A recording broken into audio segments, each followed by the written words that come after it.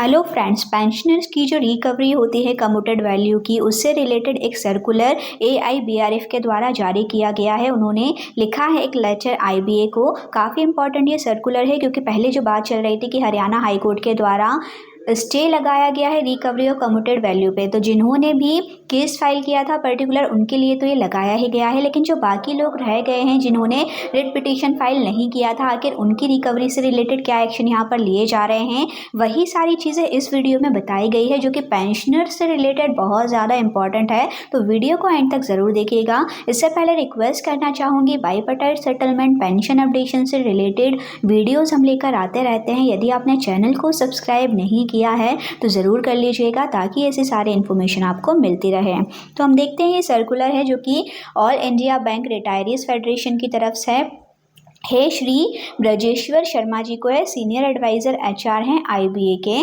तो ये जो सर्कुलर लिखा गया है वो है recovery period of commuted value stay granted to pensioners by honourable Punjab and Haryana high court. जैसे कि आप सभी जानते हैं कि इसके पहले Punjab and Haryana high court के द्वारा स्टे लगाया गया था उन सभी पेंशनर्स की रिकवरी पे जो कम्यूटेड वैल्यू की रिकवरी होती है जिन्हें 10 ईयर एंड प्लस हो गया है, उन सभी के पे जिन्होंने भी रिट पिटीशन फाइल की थी पर्टिकुलर उन लोगों के पे, लेकिन बाकी लोग रह गए थे। तो उससे ही रिलेटेड आगे यहाँ पर चर्चा की गई है।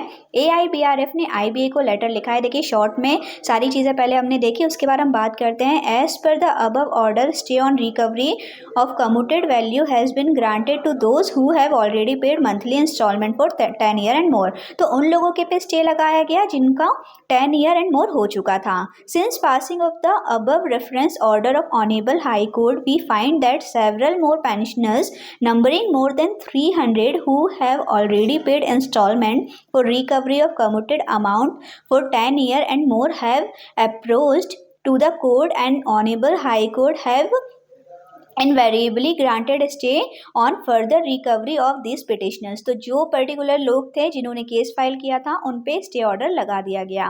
We also find that several banks like Union Bank of India, Bank of Maharashtra and other have stopped recovery in case of these petitioners in compliance of the court order, and these banks have communicated in writing to the concerned pensioners to this effect। तो ये जो stay लगाया गया, इसके अलावा union bank of India, bank of Baroda, इन्होंने भी action लिया और इसी के बिहाफ पे उनके यहाँ जो पेंशनर्स बन रहे थे जिनकी रिकवरी नहीं की जानी चाहिए थी उनका उन्होंने स्टे लगाया। It may be mentioned that as per the court order which have stipulated period of 10 year for securing stay, the following mentioned pensioners are eligible for stay। अब ये यहाँ पर बता रहे हैं कि एक्चुअल में कौन कौन से पेंशनर्स जो हैं वो एलिजिबल हो जाते हैं स्टे के लिए।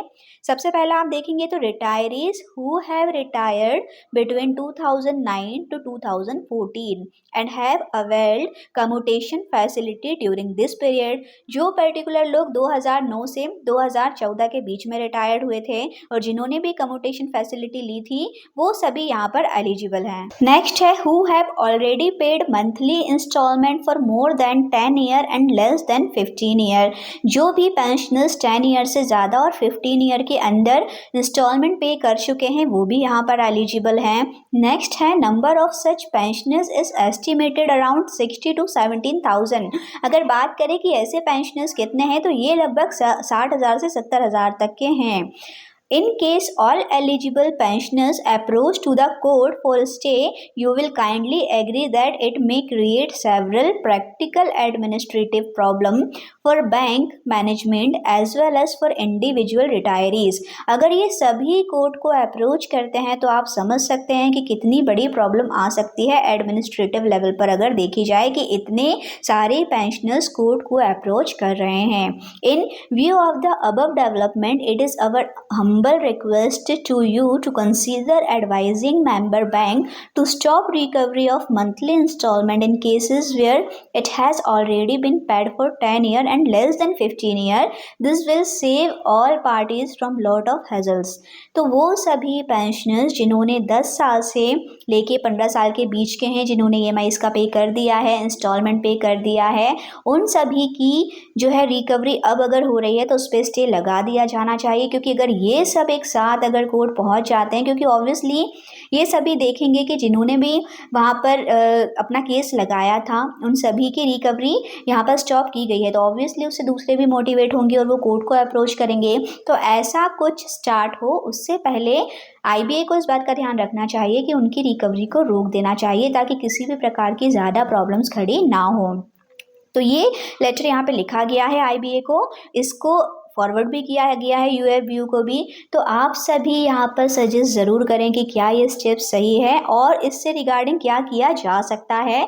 आप सभी अपनी राय कमेंट्स में ज़रूर दें। इससे रिलेटेड और कोई इन्फॉर्मेशन यदि हमें मिलती है तो हम आपके साथ शेयर ज़रूर करेंगे, जैसे कि हम पेंशनर्स से रिलेटेड वीडियोज़ लेकर आते रहते हैं। यदि आपने चैनल को सब्सक्राइब नहीं किया है तो ज़रूर कर लीजिएगा ताकि ऐसी सारी इन्फॉर्मेशन आपको मिलती रहे। Thank you for watching.